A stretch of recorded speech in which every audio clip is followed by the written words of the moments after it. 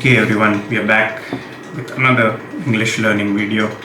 I had not been filming for a few days because I was shifting my places and the setup had to be taken from one place to another, and hence getting the Wi-Fi connection and getting everything set up. It took a few days. So today we are going to start with tenses. Now tenses, I've realized, and I've also, after speaking to a lot of students, I've realized this is a very difficult topic for them because they have made it so inside their heads. There is this misconception inside a student's head that only after learning and mastering all the tenses that they will be able to speak a decent amount or a decent quality of English. That is not how it is. Even if you talk to some native speakers of English language, even they will not be as well versed in tenses as one would want. Alright, so right now we are going to focus on tenses, but keep in mind it's not absolutely mandatory for you to master all the tenses for you to speak good English. Now there are three tenses, alright: present, past and future. Okay, past, present and future. So let me ask you this. Present, I understand we need to study present because obviously we are in the present. What is the need, or why do we have to study past and future? For a simple reason that human body and bone and flesh has its limitation, that the human body will always stay in the present. But the same is not true for your thoughts. Your thoughts can go in the past, they can also travel in the future. So the humane limitation that is there on your body, the same limitation does not hold true for past and future, and hence, since our thoughts can travel in past and future, we can talk about it. So in this video, we are going to start with the present. Each tense, each of these, past, present and future, has four different types. The first one is simple present. I'm going to give an example for each of the categories. Right now I'm just listing it down. Simple present, present, continuous, present, perfect, and then we have present, perfect, continuous. Okay, now let me just tell you in the very beginning itself that it is not absolutely imperative for you to memorize all the names of these tenses. As long as you remember the formula, how can you frame sentences in that particular tense, it is okay. You don't need to remember if it is in simple present or it is in present continuous or it is in present perfect. So let's start with simple present. Simple present, as the word suggests, it's simply just a statement of fact that anybody states. For example, if let's say you and your friend are having a conversation, right? And you say, and your friend asks you, let's say you guys are meeting for the first time, and your friend asks you, what are your hobbies? So you will say that I play lawn tennis. So mere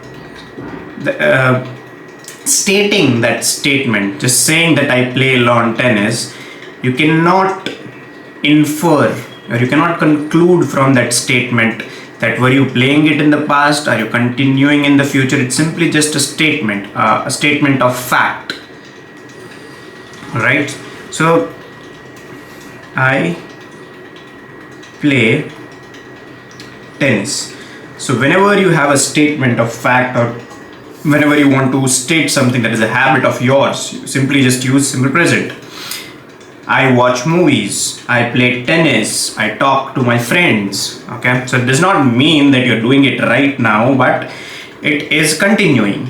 Okay, you do it from a time to time basis. So that is simple present. It is usually used For statement of facts, it is usually used for universal truth, such as sun rises from the east. It is simple present because it happens every single day. Next one is present continuous. Okay, present continuous is a statement that is said while that action is in motion or while that action is being carried out. For example, if I had to convert this statement, I play tennis, into a present continuous one, I will write it as I am playing tennis. So I am suggests that at the time of speaking, this action is undergoing.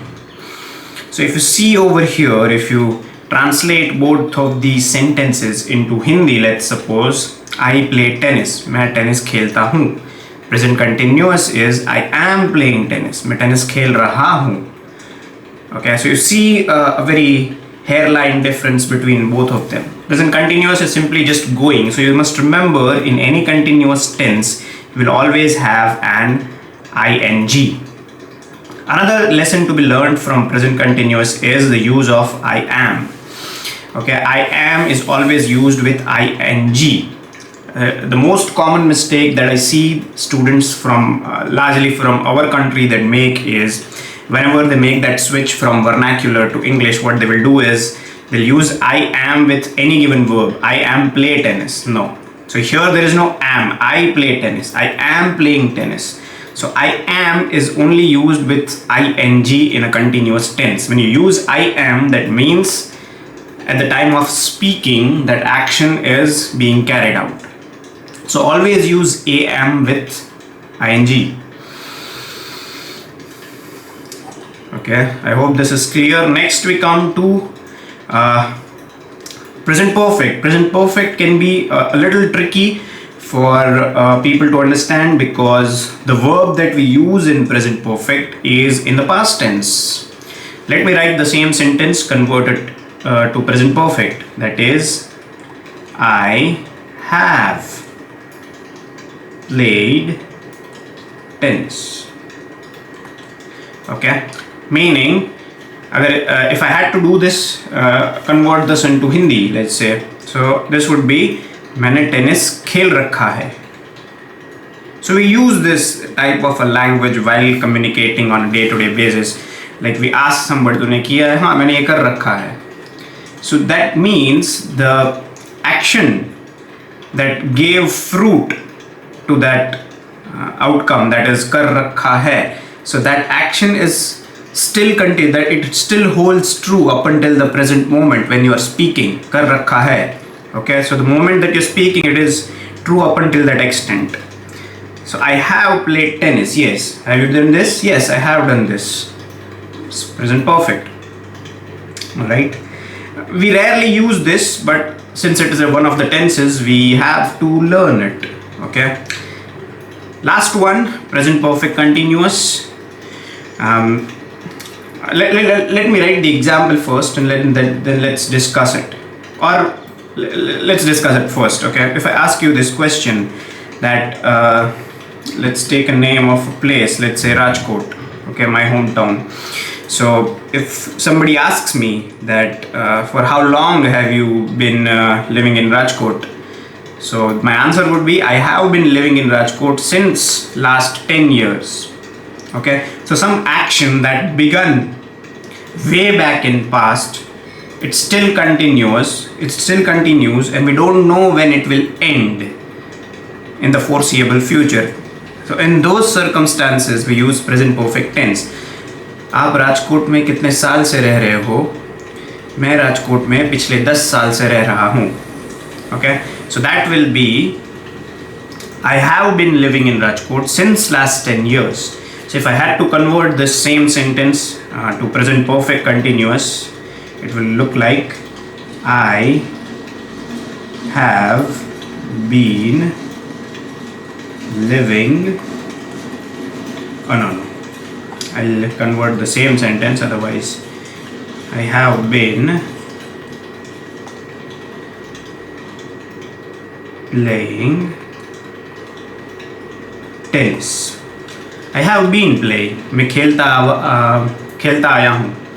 So something that is begun in the past but is still continuing via the present. There is so if you see, there is some connection between present continuous and present perfect continuous. The verb form of ing. You'll always use an ing in continuous, regardless of whether it is past continuous, present continuous, or future continuous. So in the continuous tense, you can remember it like that. There will always be an ing. In the perfect tense, there will always be an ed. Okay, and in the simple present, it will just be the verb that you use. That's it for the present tense. I have a number of worksheets to solve and to master, and I would say culminate your learning of the present tense. If you wish to learn it and if you wish to practice a lot, you can take one of my online learning courses. All the options are there in the bio of my YouTube channel. That's it from this video. I'll see you guys in the next one. Thank you for watching.